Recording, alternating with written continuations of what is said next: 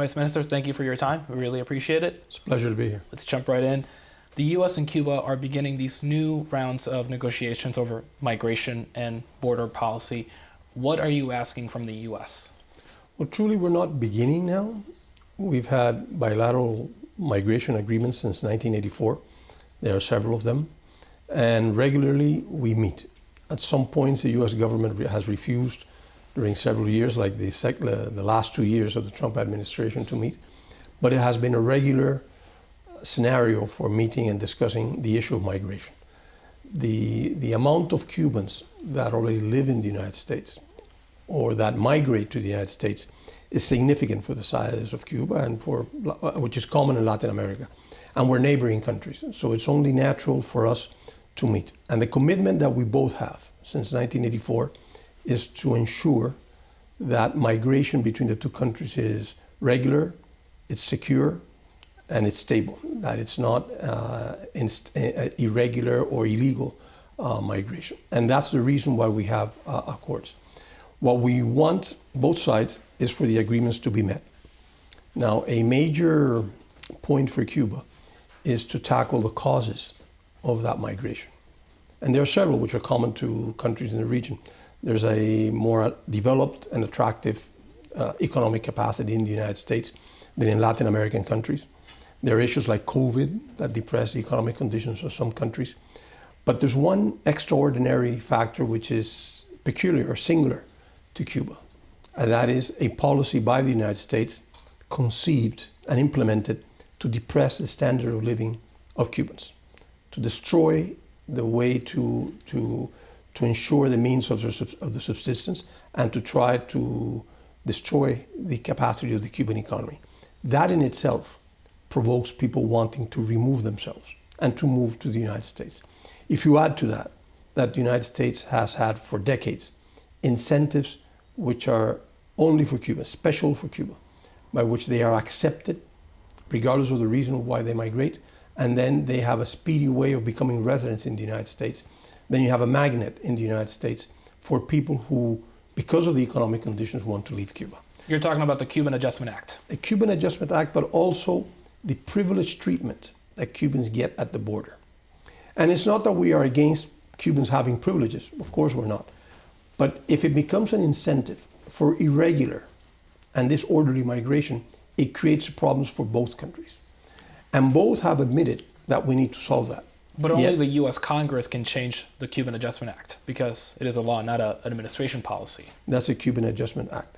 But the execution of the policy at the border that makes Cubans believe and be aware that if they do reach the southern border by sea or by land, they have a very, very good capacity or possibilities of entering the United States, at least highly superior than the national of any other country in the world. So what specific immigration policies, Deputy Minister, are you asking the U.S. to implement as it relates to Cubans?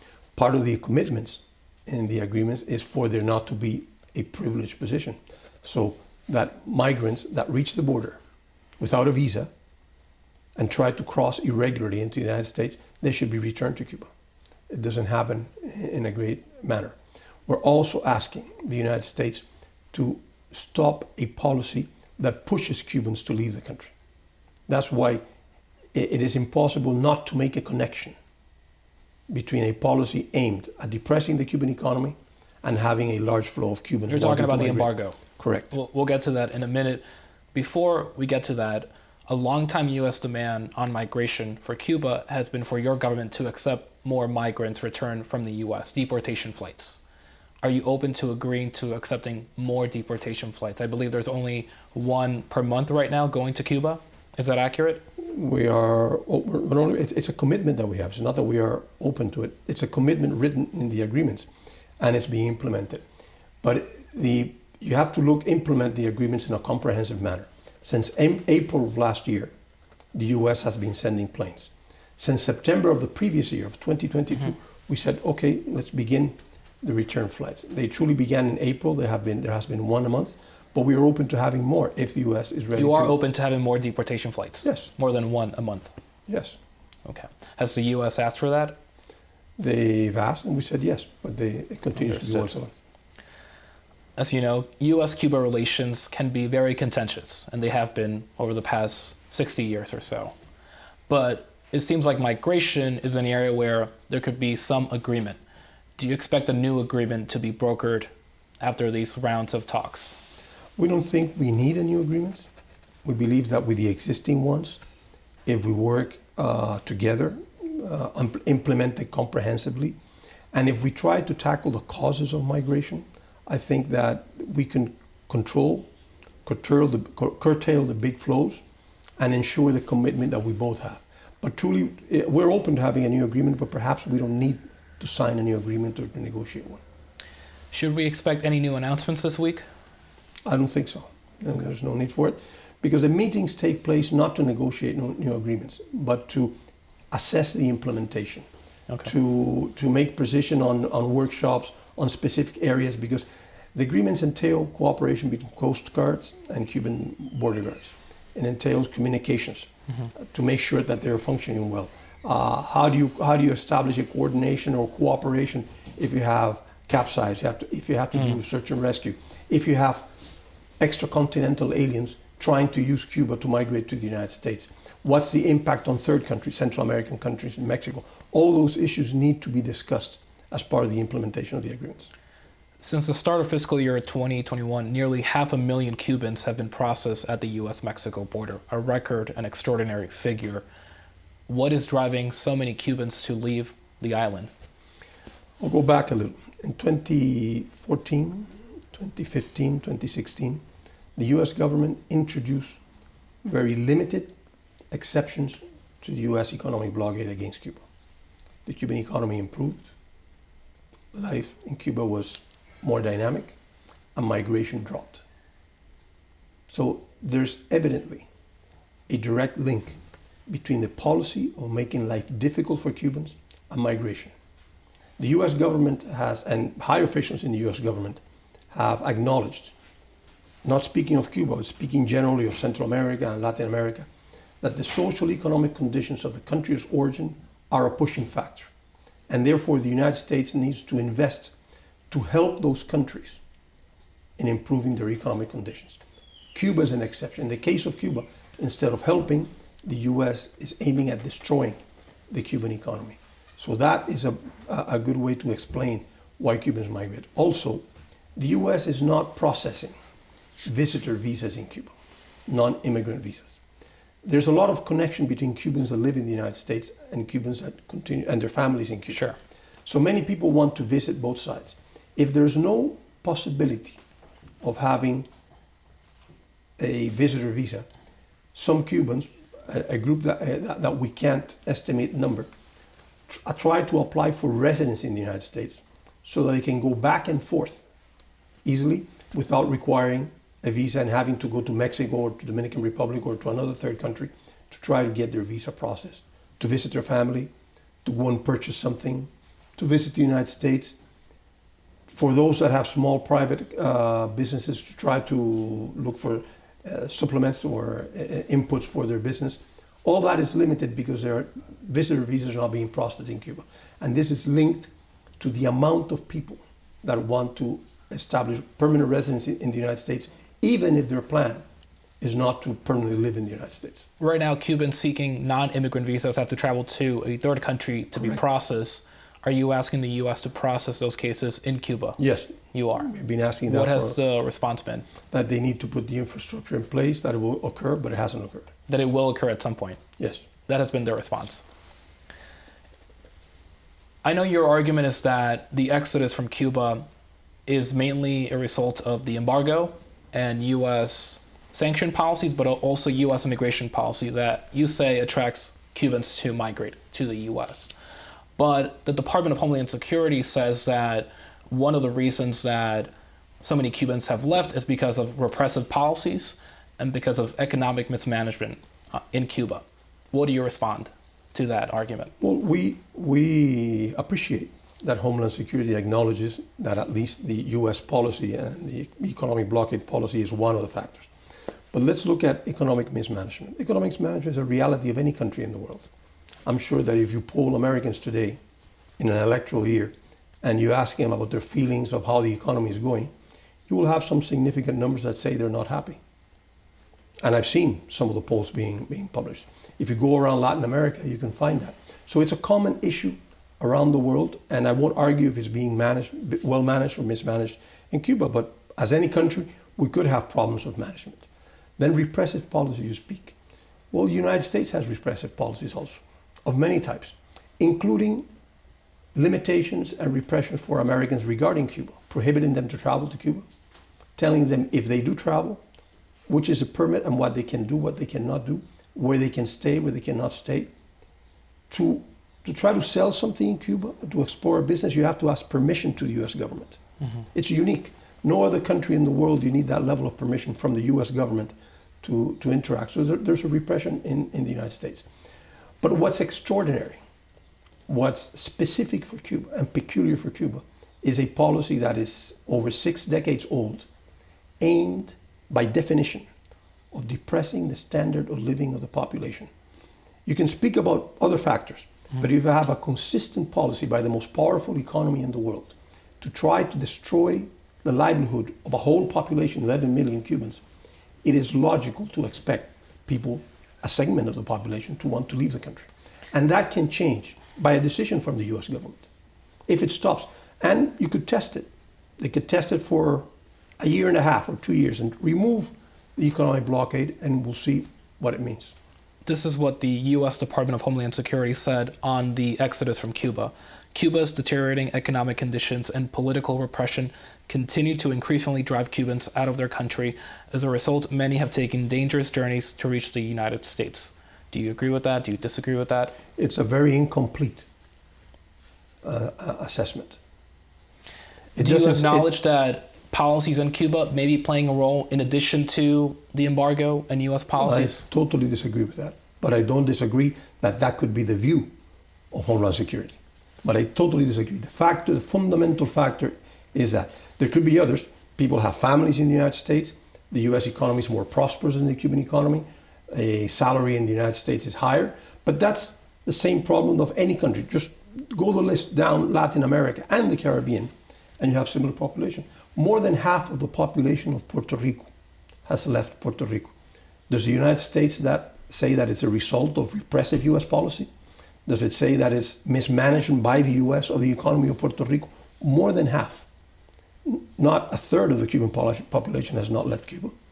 So the analysis made and the argument made by Homeland Security is trying to avoid the factor that the U.S. has a policy of destroying the livelihood of Cuban people with a specific aim to try to have social and political instability in the country for political aims. But there's an additional result of that, is people just leaving the country. And you do that to a city in the United States, you do that to a community, you do that to a state in the United States, and you will have the same impact. U.S. officials would point to the fact that just in March, we saw hundreds of Cubans take to the streets clamoring for food and electricity as a basis to say that it is Cuban policy that is driving people to leave. I know they would say that, but again, they don't have the courage of saying that the U.S. has a policy of depriving Cuba of the availability of the supplies of fuel that we need for electricity. It's an explicit policy. Is being implemented. So if you have lack of electricity and you have the most powerful government in the world trying to deprive you from the legitimate supply of fuel, then how can you speak that and criticize that Cubans peacefully, because it was a peaceful protest, protested for the lack of fuel. The United States has a standing policy supported by law of going after every commercial and financial transaction of Cuba in every corner of the world, which includes our capacity and our efforts to provide food or the inputs that we need for agriculture to produce food. So if we have inability to provide in a system of social justice, subsidized food, which is what people were protesting, subsidized food, because of the limitations we have in our foreign trade, the United States should acknowledge, first, that there are problems with electricity, and the U.S. is helping for that problem to happen. That we have problems with food. The U.S. is making a great effort for us to have problems with food. And it did not have the courage nor the honesty to say that the U.S. wished for those protests not to be peaceful. Their aim was for them to be violent. Have you been surprised, Deputy Minister, that the Biden administration has not followed in the footsteps of the Obama administration and tried to normalize relations with Cuba? I think many people are surprised. The Biden administration, when the elections of 2020, committed not to Cuba, but to U.S. electors, that he would undo the steps of maximum pressure applied by the Trump government. And he said that he would do it swiftly. It's in the program with which the Democratic Party went to the elections. It hasn't happened. They've been promising us in bilateral talks that would change. And I can tell you more. No official of the U.S. government, and I've spoken to many, has been able to give me a reasonable understanding or reasonable argument that they believe that Cuba is a country that sponsors terrorism. Because it's ridiculous to say so. Cuba, in any case, is a victim of terrorism. Yet, saying that Cuba is a country sponsor of terrorism, putting in the list of the State Department, automatically unleashes an important set of sanctions and threats to anyone around the world that engages with Cuba. That puts a great pressure in our economy, including tourism, because it intimidates Europeans, for example, and some citizens of Latin America, if they travel to Cuba, by telling that if they do that, they run the risk of not being accepted in the United States, which is a direct shot at Cuba's main source of income, which is tourism. The Biden administration would argue, of course, that one of the reasons that it has not fully normalized relations with Cuba is because they believe that your government is committing human rights abuses and that you're cracking down on dissidents. Well, we will say that we have also disagreements with the United States. And it's no secret that we are very critical of U.S. support for the crimes that are being committed in Palestine today. Over 32,000 Palestinians have been killed, including a third of them women and children. And the United States is an active participant in that, providing weapons, providing resources, and providing international support for that to occur, regardless of what they say. So we have disagreements. But we have told the U.S. government, why don't we sit down and discuss about these issues? Let's talk about human rights in both countries. Frankly, we also have very concerns in the United States. Let's talk about prisoners. Let's talk about the amount of prisoners that exist in the United States, the conditions of prisons in the United States. And we'll talk about the conditions of prisoners and of prisons in Cuba. But it has to be a bilateral and respectful conversation. Cuba is not a colony of the United States. Could there be an exchange in prisoners? It's not a defeated country, so it could be we can exchange many things. You're open to that? Sure. We've told them, let's sit down. Let's have a dialogue on human rights. Okay. There has been no answer by the U.S. Are you concerned that the U.S. may impose additional economic sanctions against Cuba if President Trump wins in November? He has a different Cuba policy than President Biden. Yeah, of course, we're concerned if there are additional economic coercive measures of Cuba, regardless of who wins the election. Mm-hmm. The Biden administration has very faithfully applied the policies put in place by the Trump administration and added some. So we were not surprised they would do it. It would be unfair. We believe it would be immoral, but we have to acknowledge that would happen and gives us room for concern. I also want to ask you about the so-called Havana Syndrome cases. The U.S. intelligence community here has assessed that it is unlikely that any foreign adversary, such as Cuba or Russia, is behind this phenomenon, but our colleagues at 60 Minutes have reported that Russia may be orchestrating this. Do you know anything about that? And has Cuba investigated this? We investigated this 7 years ago. We came to the similar conclusion based on science, based on objective information 7 years ago. We know that the FBI, back in 2017, came to the same conclusion in the first research they made, which has never been made public. But we saw a report at the time, 2017. So all this is a fable, trying to use it for politics, for creating threats. There's no proof whatsoever that something like this can happen. And I would say more, the scientific community of Cuba, very important people of the scientific community in the United States have argued and have published books based on research that what is being claimed that happened cannot occur as a matter of physics, pure physics. So this is a fable that comes up every now and then. I saw the 60-minute report. There's no science there.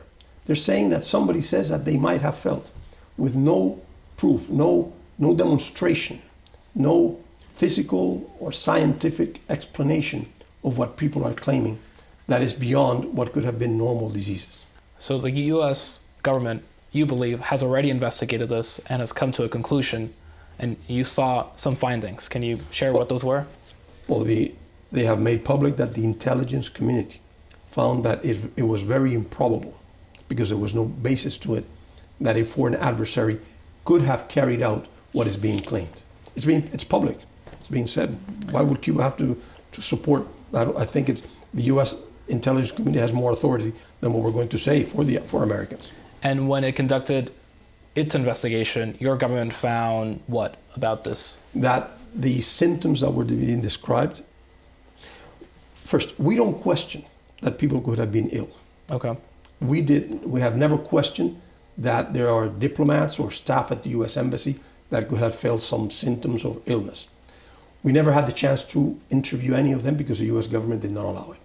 We did not have the chance to speak with the doctors that treated them because the U.S. government refused. But based on our analysis, based on what we knew, you have to remember this began as accusation that these were sonic attacks. At some point, they said that were cicadas that did this. At some point, it was so unbelievable that the whole theory changed to brain damage based on a concussion without a concussion having occurred. And speaking of microwave, hyperwave, different types of information that was impossible to occur, saying that a microwave ray could be able to create a damage, specific type of damage in the brain. People would say your head would have to burn for that. So you don't think Russia's behind this? I don't think anyone's behind. I don't think there's a syndrome. Any country? I don't think there's a syndrome. Okay. There have also been conflicting statements about Cubans traveling to Europe to fight on Russia's behalf in Ukraine. Are you opposed to this happening? And if so, are you doing anything to stop it? The news about this came out by a statement of the Cuban government. End of August or beginning of September of 2023. It was Cuba that raised this issue publicly when we learned that Cubans living in Europe, in Russia, and outside of Russia were being recruited to participate in the war. And also that through the social networks, there were people in Russia trying to recruit Cubans leaving the country. Our government came out very strongly that we oppose this, and we oppose it in two ways. The person who does the trafficking by recruiting, but also the participants, because there are laws in Cuba against mercenarism, very strong laws. So there are people in Cuba that have been detained. There are people in jail because of this. I don't know the figures. We have a very strong position against that. We also know that there have been Cubans fighting from the Ukraine side against Russia. But for all cases, we oppose Cubans living in Cuba in participating in foreign wars. And we know that a whole legend has been created after Cuba made this announcement, but I can confirm that we have a very strong position against the participation of Cubans in any foreign war. Manuel Rocha, a longtime U.S. official and diplomat, recently pled guilty to spying for the Cuban government. That is at least what he conceded in court. Is it true that he was a spy for your government? And if so, are you concerned about any information that he may disclose now that he's cooperating with the U.S. authorities? What I know about this is what has been published in the news. And what I also know is that there's no country in the world that spies more than the United States. It's got the strongest agencies, espionage agencies, that do more than spying. They do dirtier things than spying. And I am also sure that one of the countries that is most spied in the world is Cuba, by the U.S. That's what I can know about this. U.S. officials say, though, that there is a Chinese government spy base inside Cuba and that there are Chinese spies spying there from your country and your territory. Is that accurate? And if so, doesn't that jeopardize your objective of getting a normalization of relations with the U.S. and getting these economic sanctions lifted? Cuba is a relatively small country, and there are over 100 diplomatic missions in Cuba. None of them have ever seen, including a U.S. embassy, a spy station or any similar to that, or a Chinese squad or platoon or anything of the sort. So you're denying that there's a Chinese spy base in Cuba? Let me continue. There are several important news organizations with permanent presence in Cuba. None of them has ever seen them. We've been adamant publicly saying that there's no Chinese base in Cuba. Now that said, Cuba has a right to have military cooperation with any country. And in addition to that, I have to say that Cuba is signatory to a declaration of Latin America and the Caribbean as a zone of peace. So we discourage the presence of foreign military bases in any country in the region. We can't criticize countries that do it, but we discourage it.